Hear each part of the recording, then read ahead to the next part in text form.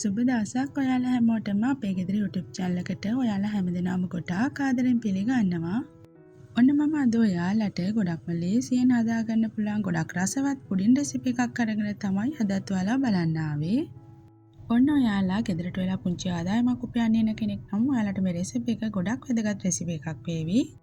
එහෙනම් අපි බලමු අපේ රෙසිපි එකට මොනවද අවශ්‍ය වෙන්නේ කියලා. මුලින්ම මම ජෙලටින් ග්‍රෑම් 12ක් මේ වගේ කුඩා භාජනයකට එකතු කරගන්නවා. දැන් මම ඒකටම කිරිපිටි මේස හැන්දක් සහ කොකෝ පවුඩර් මේස හැන්දි 3ක් එකතු කරගන්නවා. දැන් අපි මේකට තද උණුසුම් වතුර මිලිලීටර් 250ක් එකතු කරලා ජෙලටින් සහ කොකෝ ටික හොඳින් දිය වෙන තුරු මිශ්‍ර කරගන්න ඕන. ඔයාලට මේ රෙසිපි එකට අවශ්‍ය කරන ජෙලටින් කොකෝ පවුඩර් වගේම කප්ස් අපේ ඔන්ලයින් ෂොප් එක හරහා මිලදී ගන්න පුළුවන්.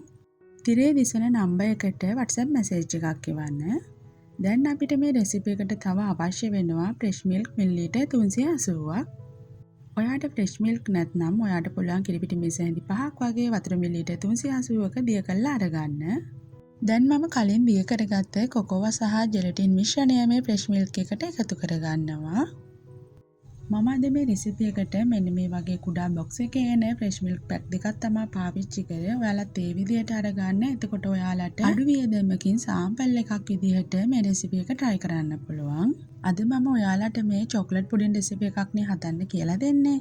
ඉතින් කොකෝ වල තියෙන තිත රසයත් බැලන්ස් වෙන්න අපි මේකට සීනි ග්‍රෑම් 175ක් එකතු කරගන්න ඕන.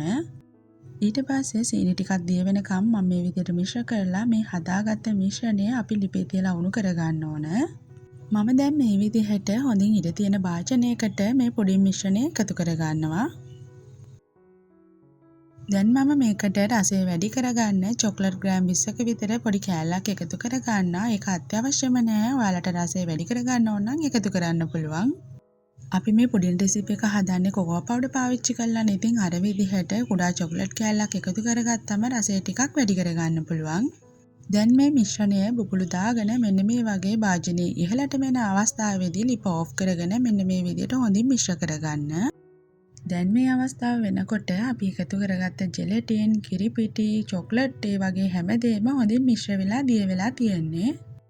දැන් මම තව ටිකක් මේ විදිහට බුබුලු ගතිය අඩු වෙනකම් මේක මිශ්‍ර කරලා මේකට වැල්ලා පවුඩර් ටිකක් එකතු කරගන්නවා. ඔයාලට පුළුවන් දියර වැනිලා වුණත් එකතු කරගන්න. නැත්නම් චොක්ලට් එසන්ස් එක එකතු කරගන්න ඕන නම් තවත් රසවත් කරගන්න පුළුවන්.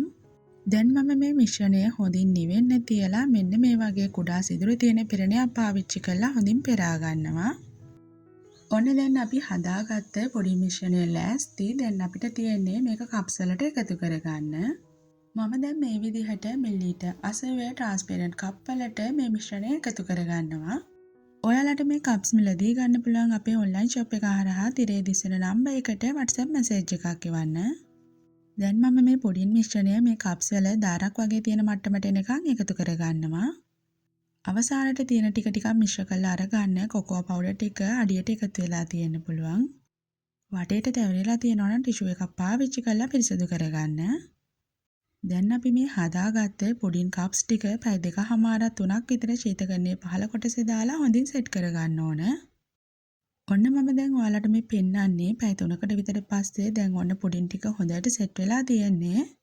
දැන් අපි බලමු මේ හදාගත්ත රසවත් චොක්ලට් පුඩින් එකේ ඇතුළත පෙනුම කොහොමද කියලා. ඔන්න බලන්නකෝ හොඳ රස පාටක් වගේම රස පෙනුමක් තියෙනවා. ඒ වගේම හොඳට සෙට් වෙලා තියෙන්නේ. ගොඩක් හයියට රබර් වගේ ගතියකට නැතුව පුඩින් පීලින් එකෙන්ම කන්න පුළුවන් විදිහකට තියෙනවා.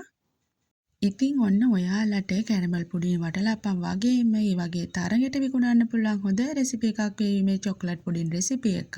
වැඩි අමුද්‍රව්‍ය ප්‍රමාණයක් අවශ්‍ය වෙන්නේ නැහැ. ඒ වගේම ඉක්මනින් හදා ගන්නත් පුළුවන්.